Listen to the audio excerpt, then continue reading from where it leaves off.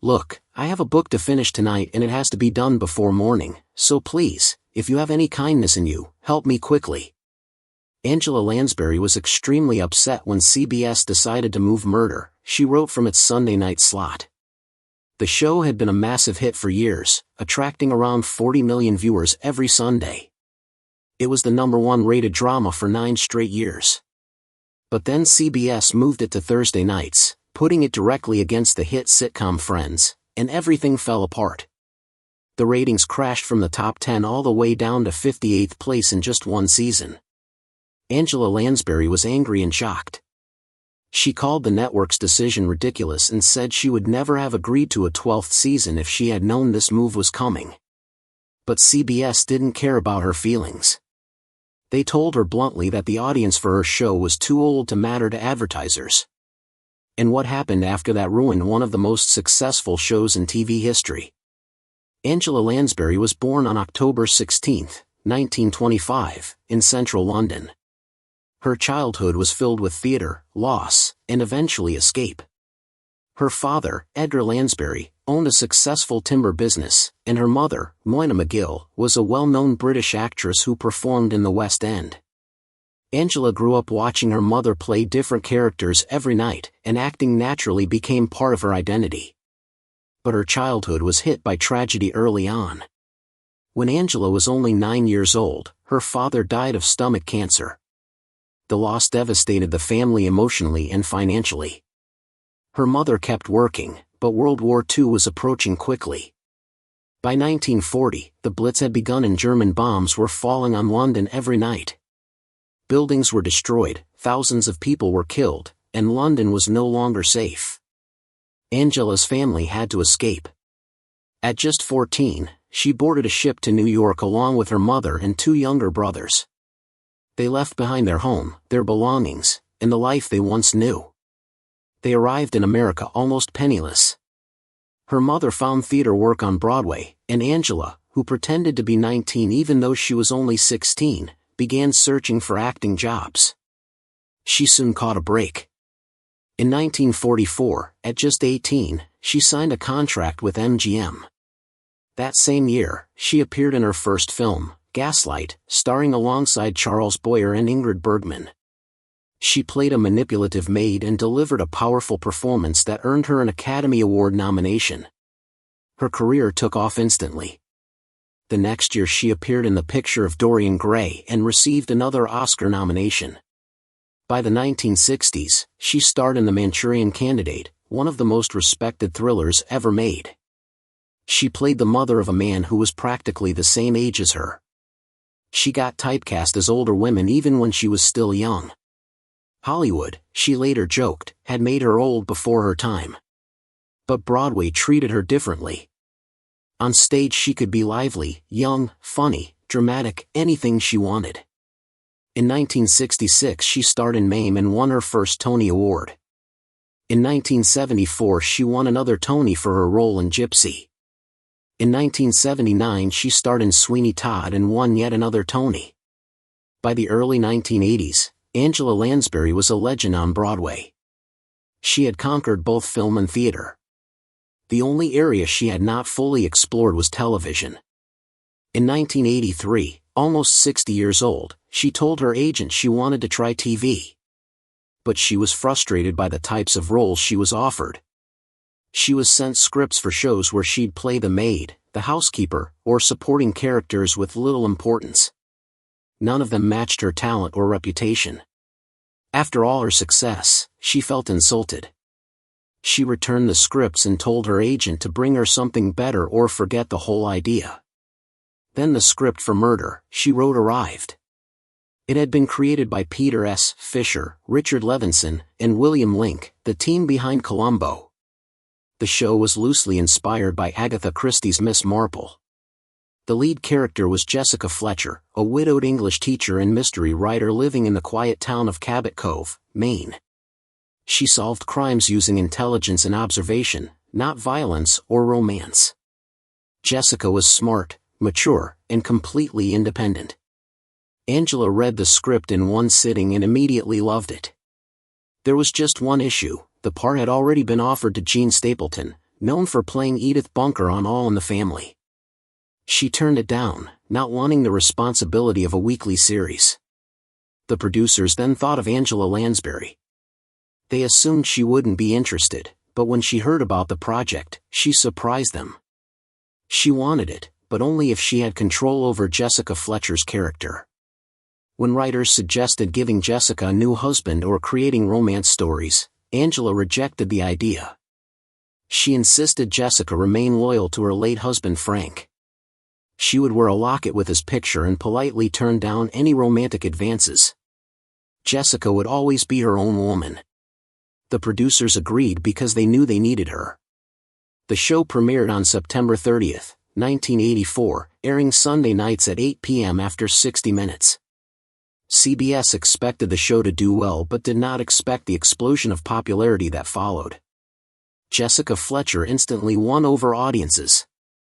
People loved the cozy small-town mysteries, the lack of graphic violence, and the idea of an older woman being the hero. Families watched it together every week. But success came with a cost. Angela had never expected the amount of work required. She spent 12 to 15 hours a day on set. She left home before sunrise and returned after dark, exhausted. Then she had lines to memorize for the next day. She once said she fell asleep holding script pages in her hands. She finally told producers she couldn't film each episode in 7 days. They eventually agreed to an 8-day schedule. By season 2 the show was in the top 10.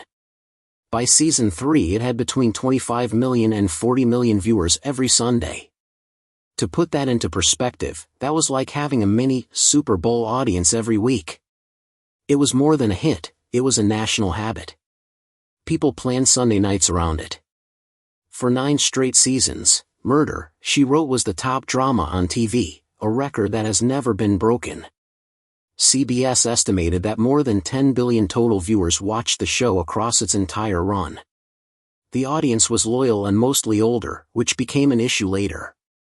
The show often featured classic Hollywood guest stars, giving older audiences a chance to see their favorite actors again. Critics teased that the show was the Love Boat with dead bodies, but viewers didn't mind. However, the long hours continued to drain Angela's strength. By season 4 she told producers she wasn't sure she could keep going. To help her, they created episodes where she appeared only briefly, while other characters took the lead. This allowed her to rest while keeping the show alive. Behind the scenes, Angela gained more control. Her company, Corymore Productions, began co-producing the show in 1989. By 1992, she became the executive producer and could approve scripts and directors. She loved this new power and used it to keep the show fresh. She even suggested moving Jessica to New York and having her teach criminology. This brought new stories and new energy, and audiences continued to watch. Everything seemed perfect until 1995. Inside CBS, new executives were focused on attracting younger viewers because advertisers paid more for commercial spots targeting the 18 to 49 age group. Older viewers, even millions of them, did not bring in the same advertising money. At the same time, NBC dominated Thursday nights with shows like Friends, Seinfeld, and ER. CBS wanted to compete. They decided the best way to do that was to move Murder, She Wrote from its comfortable Sunday slot to Thursday at 8 p.m., going head-to-head with Friends, the hottest young audience show on television. When Angela heard this, she was shocked and furious. She confronted the network executives directly. She told them the move was unfair and disrespectful to the show and its fans. But CBS insisted on the change, hoping younger viewers would magically appear. They didn't. When the show aired on Thursday nights, most of the audience stayed loyal to Friends. The ratings for Murder, She Wrote collapsed almost immediately. The move destroyed the show's momentum, and the series ended soon afterward. Angela always believed the network deliberately sabotaged her show because they wanted younger viewers, not the older audience that had supported the program for a decade. Even though the show ended on a painful note, Angela's portrayal of Jessica Fletcher became iconic and beloved around the world.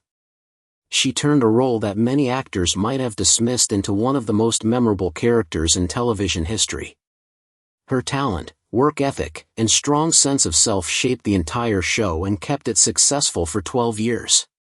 Even today, people still watch the reruns, proving that Jessica Fletcher and Angela Lansbury left a lasting mark that no scheduling shift could ever erase. She demanded to know how they could put her in the show in a situation where nobody could win.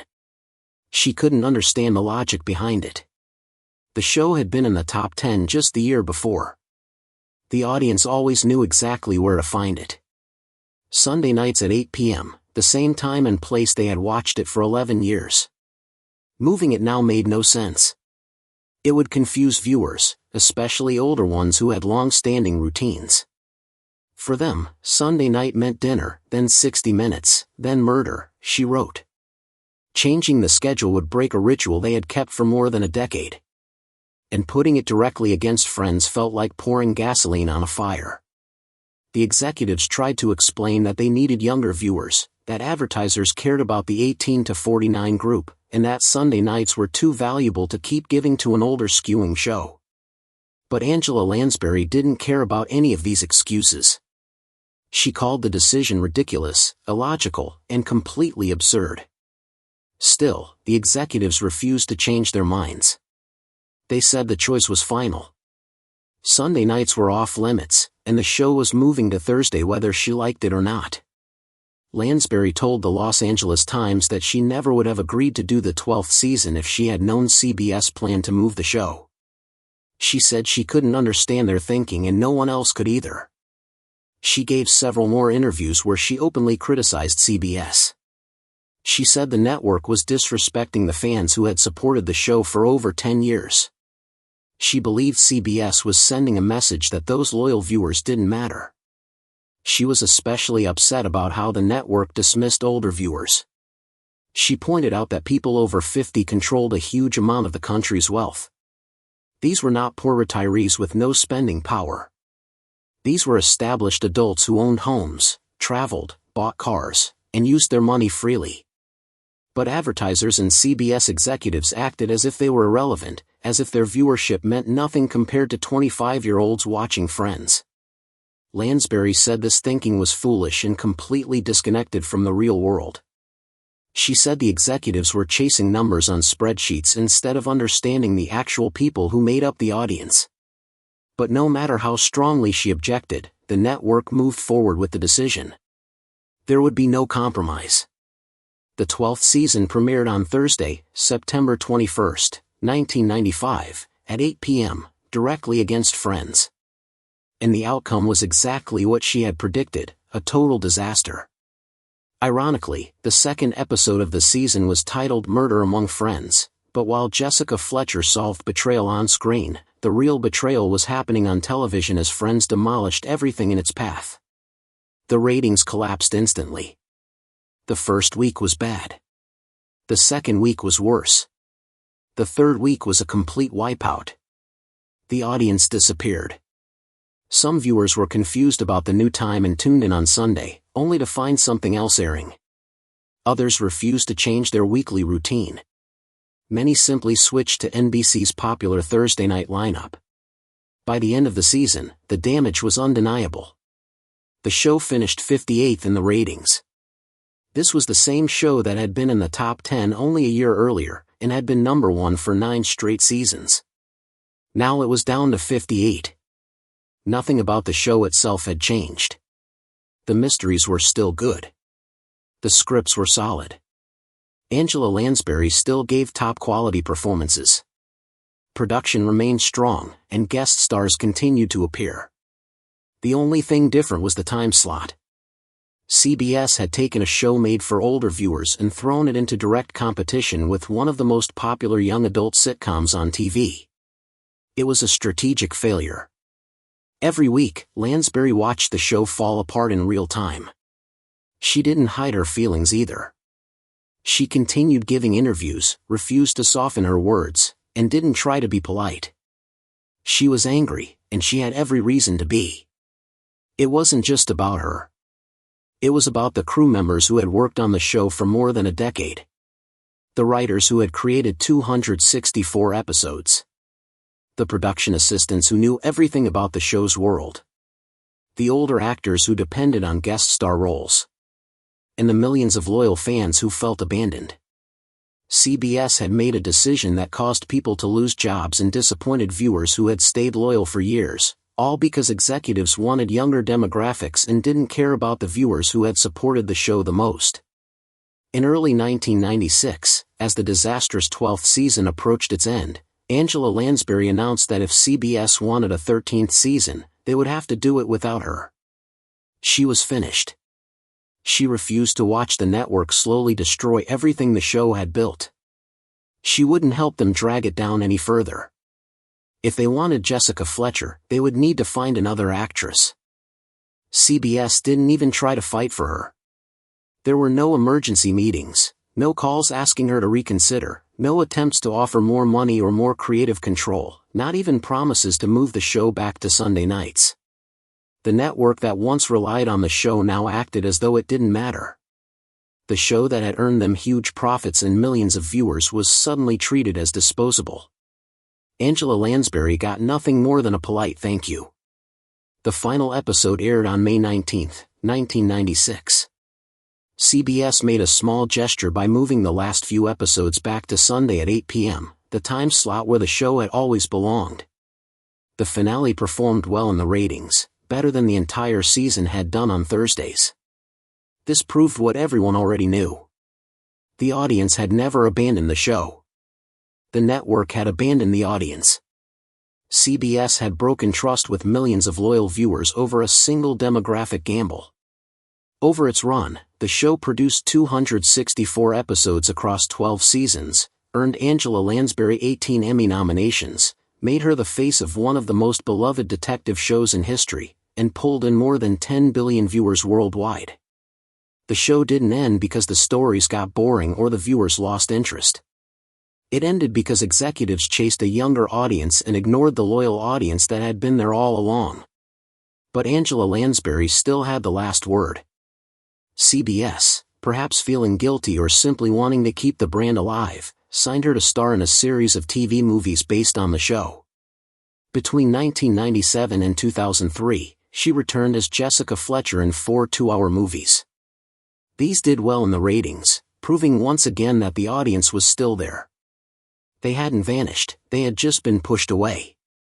USA Network acquired the syndication rights and began airing reruns every weeknight at 8 p.m., plus additional runs on Sundays. Lansbury worried this might confuse longtime fans, but she was happy that a new generation was discovering the show. The reruns became extremely popular, giving the series a second life. Younger viewers who hadn't been born when the show first aired now had a chance to enjoy it. In 2013, NBC announced plans to reboot the series with Octavia Spencer playing a hospital worker who becomes a crime novelist. It was meant to be a modern update.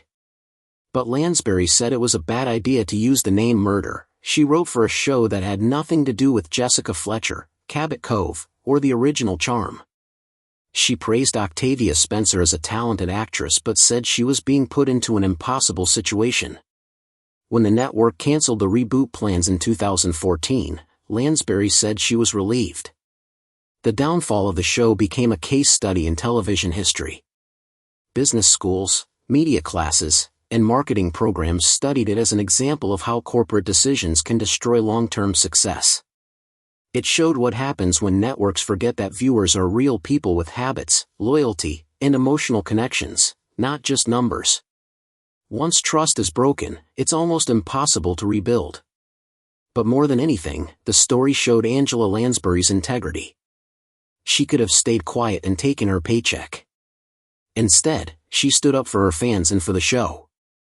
She called out the flawed logic, defended the older viewers, and refused to compromise her values. She gave up a potential 13th season because doing the right thing mattered more to her than money. The lesson was clear: you can't move a hit show to a terrible time slot and expect miracles. You can't treat loyal viewers as if they don't matter.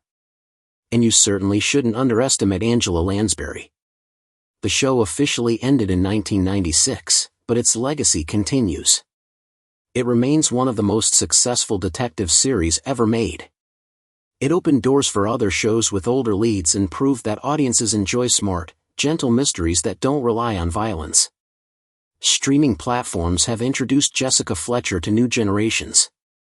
Young viewers today binge the show and fall in love with her intelligence, warmth, and independence. Angela Lansbury's portrayal of Jessica Fletcher continues to inspire people. She created a character who solved problems with her mind, treated people with kindness, and never needed romance or flashy action to be interesting. Angela Lansbury passed away on October 11, 2022, 5 days before her 97th birthday. She died peacefully at home, surrounded by her family. Tributes came from world leaders, actors, writers, and millions of fans who grew up watching her. But Jessica Fletcher lives on. She continues solving mysteries in reruns and streaming services, teaching viewers that kindness and intelligence are strengths. Her story also reminds us that networks should never forget the value of loyal viewers. Some decisions might look smart in meetings or spreadsheets but turn out to be completely wrong. CBS moved the show, ignored its audience, and watched it collapse. Angela Lansbury fought back, refused to stay quiet, and time proved that she had been right all along.